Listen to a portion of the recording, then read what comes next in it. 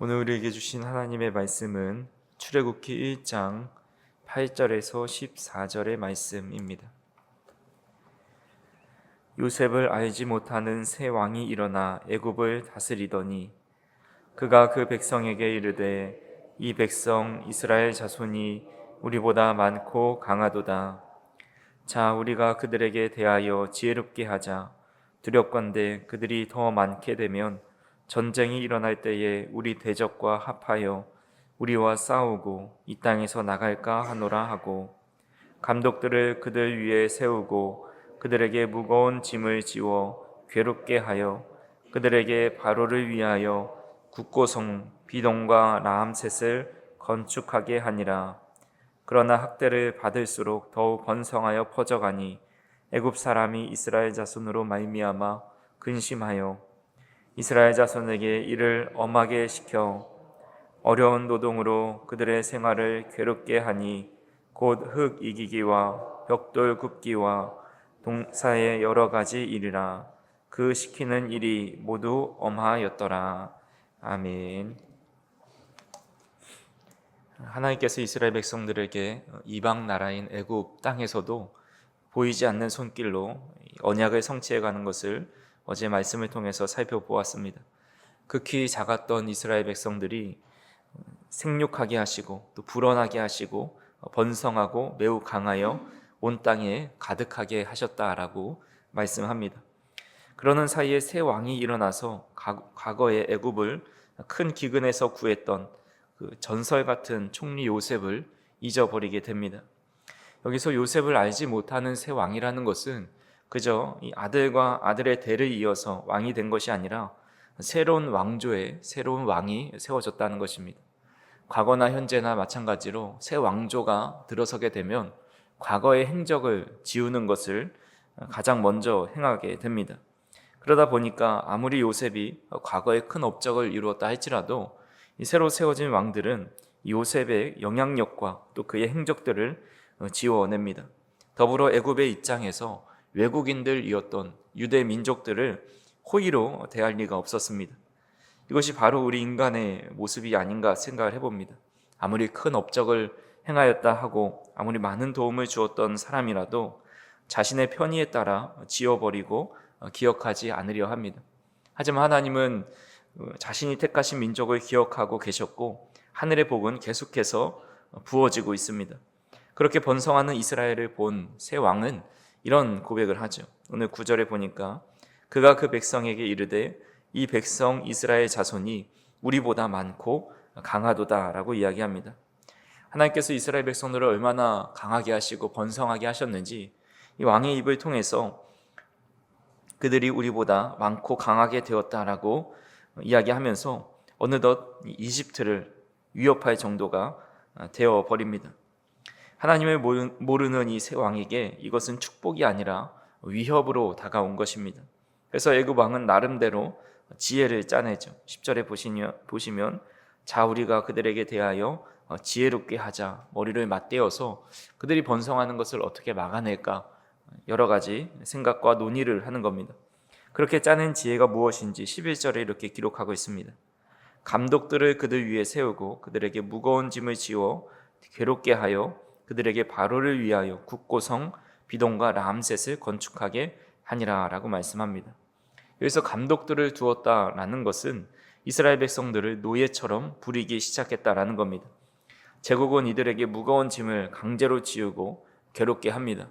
그들이 가진 지혜는 바로 그들이 동원할 수 있는 폭력과 억압이었습니다. 이런 강제적인 폭력과 착취로 그들이 달성했던 것은 국고성 비동과 람셋을 건축하는 것입니다. 국고성은 제국의 부와 식량을 저장해 놓는 아주 저장하고 공급하는 심장과 같은 역할을 하는 시설입니다. 그러니까 이스라엘의 번영과 축복을 두려워해서 이들의 힘으로 강제해서 그들의 번영을 이루는데 이용하고 있습니다. 이런 모습을 통해서 하나님의 백성들이 겪는 고난의 의미를 보게 됩니다. 하나님의 백성이 잘못해서 고난을 받는 경우도 있지만 하나님의 복을 너무 많이 받아서 때로는 받는 고난이 있습니다. 우리가 잘 알고 있는 이삭은 100배의 결실을 맺고 거부가 됩니다.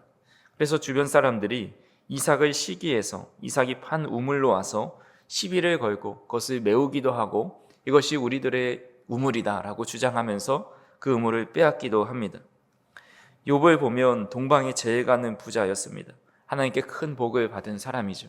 근데 그것을 다 잃게 되었을 때 그를 비아냥거리기 위해 친구들이 찾아옵니다. 다윗이 전쟁을 치를 때마다 승승장구합니다.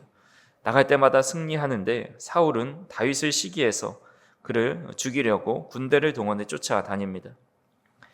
수년 전부터 계속해서 늘어나는 것 중에 하나가 무고죄에 대한 신고가 계속 늘어난다고 합니다. 죄 없는 사람을 올가매어 처벌을 받게 하려고 허위 사실을 날조해서 고발하는 것이 바로 무고죄이죠. 2016년에 8,500여 건, 또 2017년도에는 9,000여 건, 2018년도에는 9,900여 건, 2019년도에는 1만 1,200여 건으로 점점 늘어난다라고 기사가 났었습니다.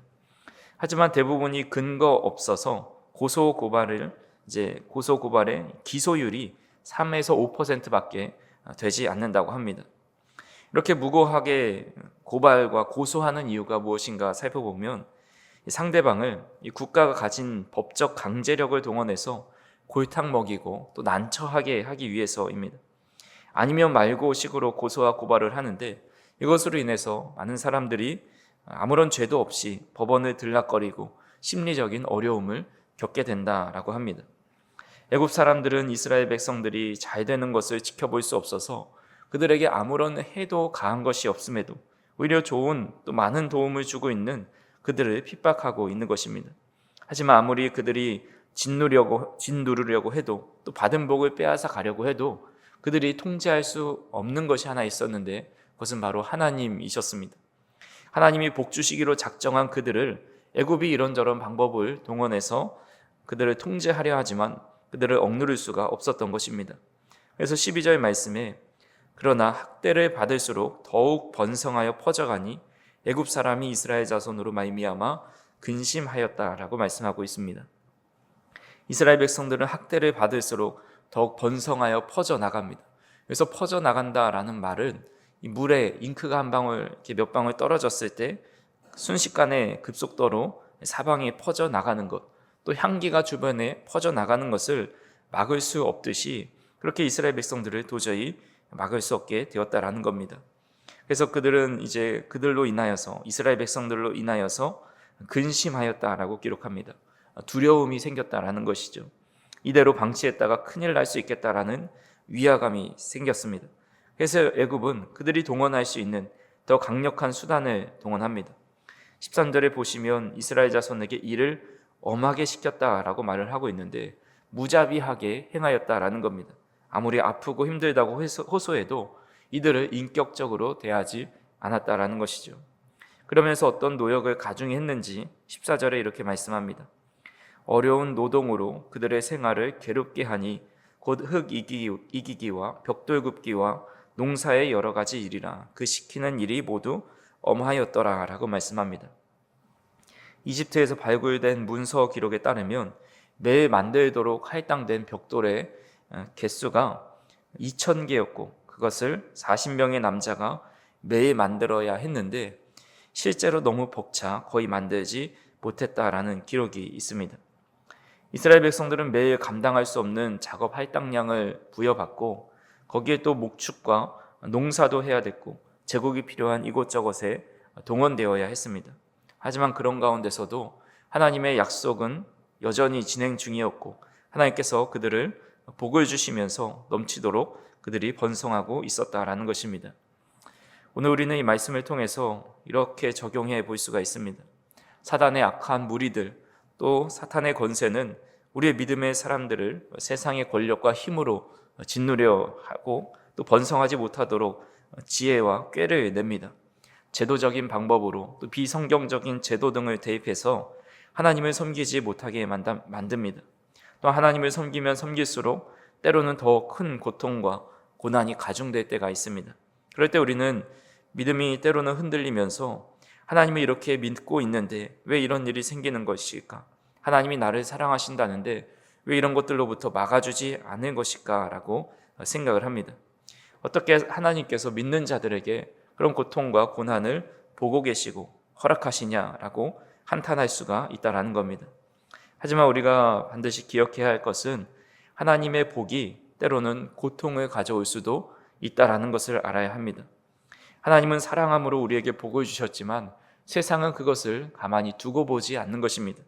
하나님께 복을 받은 그 존재를 싫어하게 되고 하나님의 뜻대로 이 세상을 남들과 다르게 살아가는 그들의 모습을 그냥 내버려 두지 않으려 한다라는 겁니다. 어떻게든 그 복을 빼앗아 가려 하고 믿음으로부터 떨어지게 만들려고 합니다. 그럴 때 우리는 욥과 같이 이런 고백을 할 수 있기를 바랍니다. 욥기 2장 10절에 보시면 그가 이르되 그대의 말이 한 어리석은 여자의 말 같도다. 우리가 하나님께 복을 받았은즉 화도 받지 아니하겠느냐 하고 이 모든 일에 욥이 입술로 범죄하지 아니하니라 라고 고백하고 있습니다. 하나님께 복을 받았은즉 화도 받지 않겠느냐. 하나님의 복에는 고통도 따라온다는 것을 인정하고 그 복받은 우리의 존재 자체를 싫어하는 세상의 악한 무리들이 많이 있다는 것을 우리가 알고 마음으로 또 입술로 범죄하지 않는 저 우리 성도님들이 되기를 간절히 소망합니다. 또한 반대로 생각해 보면 우리가 믿음을 잘 지키고 예배도 잘 드리고 말씀도 보고 기도도 하면서 잘 생활하고 있는데 계속 시험이 찾아오고 어려움이 찾아온다는 것은 그만큼 하나님의 복을 제대로 받고 있다라는 반증이 됩니다. 그럴 때 우리는 더 깊이 하나님께 나아가고 더 깊은 하나님의 은혜를 사모해야 합니다. 일본의 대표적인 화학 섬유 대기업이자 탄소 섬유 분야에서 부동의 세계 1위를 차지하고 있는 기업이 있습니다. 그 기업은 바로 도레이라는 회사입니다. 도레이는 과거 화학 섬유 산업을 했는데 1990년대부터 일본이 국가적인 차원에서 탈섬유화를 진행합니다. 그래서 주변에서 업종을 바꿔야 된다라는 자문을 많이 하였습니다. 시대의 흐름이 변화되고 또 이것을 계속하는 것은 도태되는 일이라고 하였지만 이 도레이는 다른 것을 쳐다보지 않고 오직 섬유 산업을 더 깊이 팠습니다. 이들이 가진 확신 하나가 있었는데 새로운 것은 깊이에서 온다라는 것을 믿었기 때문입니다. 새로운 산업을 찾아가는 것이 아니라 더 깊이 파는 것이 완전히 다른 새로운 것을 만들어낼 수 있다고 확신한 것입니다. 그렇게 섬유 산업을 깊이 파내려 가다가 탄소 섬유를 개발해내게 됩니다. 이후에 탄소 섬유를 상용화해서 최대 항공 회사인 보잉에 자재를 납품하게 됩니다. 이것을 이루는데 50년이 걸렸습니다. 깊이 파고 한 우물만 올인하다 보니까 완전히 새로운 것이 나타난 것입니다. 우리의 믿음도 마찬가지입니다. 고난이 찾아오고 우리의 삶에 예상치 못한 방향으로 흘러갈 때에 우리는 흔들릴 수 있지만 이것은 하나님이 주신 복과 함께 사단의 시험과 고난을 가져올 수 있게 된다는 것을 깨달아야 합니다. 그리고 그런 고난과 어려움의 자리에서 여전히 하나님을 더 깊이 신뢰하고 더 깊이 주님께 나아갈 때에 우리의 믿음이 자라나게 되고 완전히 새로운 믿음으로 거듭날 수 있게 된다는 것입니다. 그렇게 고난은 믿음의 실패가 아니라 믿음의 증거라 할 수가 있습니다. 하나님이 주신 복 때문에 고난을 겪을 때가 있다라는 사실을 우리가 기억하면서 고난은 믿음을 빼앗는 시험이 아니라 오히려 믿음을 더 깊게 만드는 과정이고 고난이 깊을수록 하나님은 더 가까이 계심을 우리는 깨달아야 합니다. 시편 34편 18절의 말씀에 여호와는 마음이 상한 자를 가까이 하시고 충심으로 통회하는 자를 구원하시는도다 라고 말씀합니다. 고난이 깊어질수록 하나님의 은혜도 더 짙어집니다. 마음이 상한 자일수록 하나님은 더 가까이 계십니다. 어둠이 짙어질수록 별빛이 더 빛나듯이 우리의 고통이 깊어질수록 하나님의 손길 또한 더 선명해질 수 있음을 믿으실 수 있기를 간절히 소망합니다.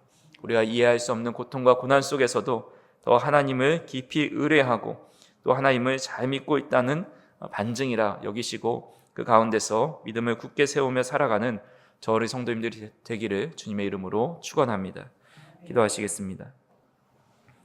사랑과 은혜가 풍성하신 하나님 아버지, 오늘도 우리가 이른 아침 하나님께 나와 하나님의 말씀과 기도로 또 예배함으로 하루를 시작할 수 있도록 인도하여 주시니 감사를 드립니다. 이렇게 하나님을 잘 섬기고 있는데 때로는 우리의 삶의 고통과 어려움과 억압이 찾아올 때가 있을 때에 우리가 그 이유를 알지는 못하고 또 왜 이런 일이 일어났나 생각할 때도 있지만 오늘 말씀을 통해 그 이유를 조금이나마 깨달을 수 있는 은혜를 주시니 감사를 드립니다. 우리가 하나님께 복을 받았은즉 화도 받지 아니하겠느냐라고 고백한 욥의 고백처럼 우리도 고난 앞에서 우리가 믿음을 잘 받고 큰 복을 받고 있기에 세상에서 우리를 가만히 내버려 두지 않고 악한 사단 무리들이 믿음에서 떨어지게 하려고 여러 고난을 주고 있구나로 해석하고 더욱더 주님께 붙어 있고 주님만 더 깊이 의지할 수 있는 우리의 믿음과 신앙이 될 수 있도록 인도하여 주시옵소서. 오늘도 고난과 어려움 속에서도 더 깊이 주님을 바라볼 수 있도록 인도하여 주시고 고난을 통하여서 우리의 믿음이 더 깊어지고 하나님의 더 크신 손길을 경험할 수 있는 귀한 시간과 과정들이 될 수 있도록 인도하여 주옵소서. 오늘도 기도하는 이 시간을 통해서 우리의 믿음을 더 굳게 세워주시고 흔들리지 않고 견실한 믿음으로 하나님께서 우리를 늘 지키시고 돌보고 계심을 믿음으로 하루를 살아갈 수 있도록 인도하여 주옵소서. 예수님의 이름으로 기도하옵나이다. 아멘.